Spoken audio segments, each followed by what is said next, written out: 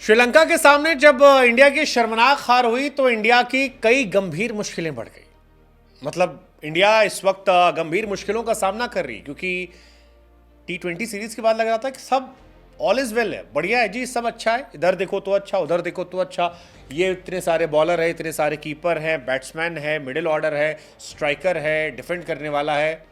लेकिन अब लग रहा है अबे हमारे पास तो सिर्फ रोहित शर्मा है, बाकी है ही नहीं।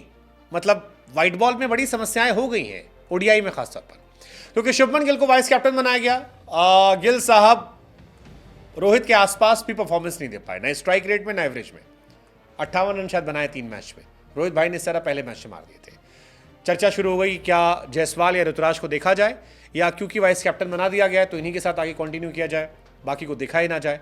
वैसे जायसवाल को लेकर तगड़ा चल रहा है कि जायसवाल का डेब्यू क्यों नहीं हो रहा, मतलब शुभमन गिल को क्यों इतने मौके मिल रहे हैं। जायसवाल को डेब्यू तो करा सकते हो आप, अगर आप केएल राहुल को ड्रॉप कर सकते हो तो शुभमन को भी ड्रॉप कर सकते हो, या क्योंकि वाइस कैप्टन है इसलिए नहीं होगा। क्योंकि जिम्बाब्वे सीरीज पर भी शुभमन बहुत एक्स्ट्रा ऑर्डिनरी नहीं थे, he was good not great, जबकि जायसवाल ने टेस्ट में ग्रेटनेस दिखाई है। 9 मैच में 1000 रन, ऑलमोस्ट 70 का एवरेज, 3 शतक, 4 अर्धशतक, दोहरा शतक। T20 में भी 22 मैच में 723 रन, 36 एवरेज, 165 स्ट्राइक रेट। ये एक बहुत तगड़ी परफॉर्मेंस रही उनकी, और ऋतुराज भी कॉम्पीट कर रहे हैं। तो एक सवाल तो ओपन का ही है कि भाई ओपन में क्या रिस्क लिया जाए या कंटिन्यू किया जाए, क्योंकि जो जायसवाल टेस्ट में और T20 में रोहित शर्मा के पार्टनर हैं, बहुत तगड़े प्लेयर हैं, अनमैचेबल हैं, वो ओडीआई में दूर बैठ के देखते रहते हैं। हालांकि शुभमन के स्टार्ट्स ओडीआई में बहुत अच्छे रहे, एक सीरीज के आधार पर शायद जज ना किया जाए, but still you can have a healthy competition. But कई बार बड़ी टीमें बड़े फैसले नहीं लेती हैं, उन्हें लगता है कि गिव मोर चांसेस। T20 में भी शुभमन को दिया गया। We are waiting for some extraordinary performance from Shubman Gill. इस साल उतनी नहीं आई है, 2023 में आई थी, 2023 अच्छा साल था, ये साल ऑलमोस्ट फ्लॉप रहा है। अलग अलग जगह अगर आप देखोगे, आईपीएल, फिर इधर जिम्बाब्वे, एक्स्ट्राऑर्डिनरी परफॉर्मेंस नहीं है जो शुभमन ने बीते सालों दिखाया था। लेकिन सबसे बड़ी समस्या विकेट कीपर की है। गुरु विकेट कीपर ही नहीं है हमारे पास। मतलब संजू सैमसन, ऋषभ पंत, केएल राहुल सब ट्राई कर लिया गया, बट कोई परफॉर्म ही नहीं कर रहा। संजू सैमसन को आपने T20 में खिलाया, आते ही डक 0-0, हैरान हो गए हम लोग कि यार संजू भाई कर ही नहीं पाए। ऋषभ भाई को अपन ने 4 पोजीशन पे खिलाया, 4 नंबर पर 6 रन बना के चले गए। राहुल भाई को अपन ने ट्राई किया, पहले मैच में थोड़ा बहुत दिखाया, सेकेंड मैच में डक।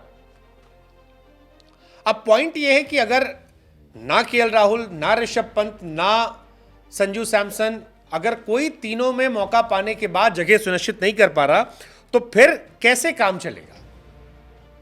मतलब ये तो सवाल उठना चाहिए कि कैसे काम चलेगा, क्योंकि ये इशू अब बड़ा इशू हो गया, बहुत बड़ा इशू हो गया, और ये एक सेंसिटिव इशू है जिस पर काम होना चाहिए। आपके पास कीपर ही नहीं है, और जो बैक में भी है वो परफॉर्म नहीं कर पाए। जितेश शर्मा को मौका देता, वो भी कुछ नहीं कर पाए थे।